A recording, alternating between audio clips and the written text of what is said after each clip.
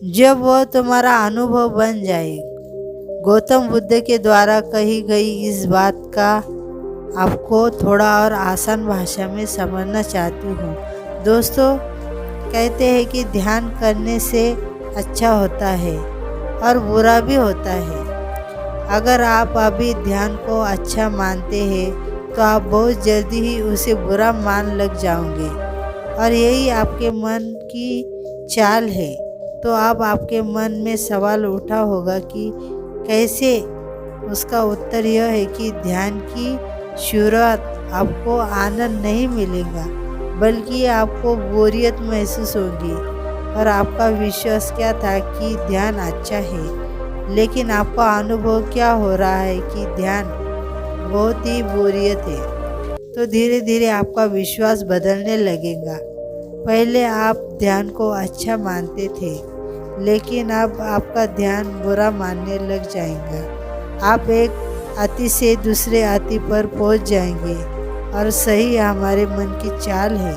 हमारा मन हमें अतियों से भटकाता है, और अगर आपका ध्यान बुरा मानता है तो आप कभी भी ध्यान करेंगे ही नहीं। अब कहानी में वापस लौट चलते हैं। अच्छे समझने हैं कि अपने मन को समझने का तीसरा चरण है कि बुद्ध कहते हैं विश्वास तब तक नहीं करना चाहिए जब तक वो तुम्हारे विवेक की कसौटी पर खरी नहीं उतर जाए, और इसके लिए कर्म करना आवश्यक है। और कर्म ही अपने मन को समझने का चौथा चरण है। अगर आप धन कमाना चाहते हो, आपको सही दिशा में कर्म करना आवश्यक है। ठीक उसी तरह आप खुद पर जानना चाहते हो तो आपको सही दिशा का कर्म करना चाहिए। वही आदमी बुद्ध से कहता है कि सही दिशा में कर्म करते वक्त आदमी का क्या गलत हो सकता है। बुद्ध कहते हैं केवल 2 गलतियां कर सकता है।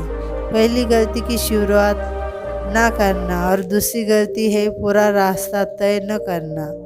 इन दोनों गलतियों के पीछे हमारा मन चाल होती है। कोई सोचता है कि शुरुआत कैसे करूं, और कोई सोचता है कि शायद मैं सफल न हो पाऊं। इन दोनों ही गलतियों को व्यक्ति जागरूकता में कमी के कारण बन सकती है। बिना जागरूकता के व्यक्ति का मन उसे सही दिशा में चलने ही नहीं दे सकता, और जागरूकता ही अपने मन को समझने का 5वां चरण है। इसलिए दिन में हर एक क्षण जागरूकता के साथ जियो।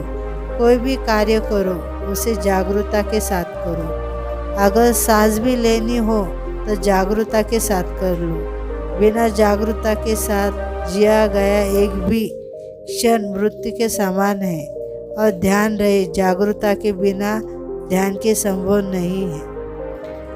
वह व्यक्ति बुद्ध से पूछता है कि बुद्ध अपने जागरूकता के स्तर को कैसे बढ़ाया जा सकता है।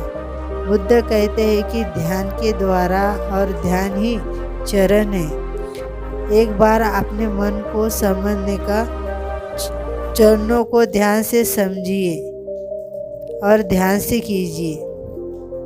धन्यवाद।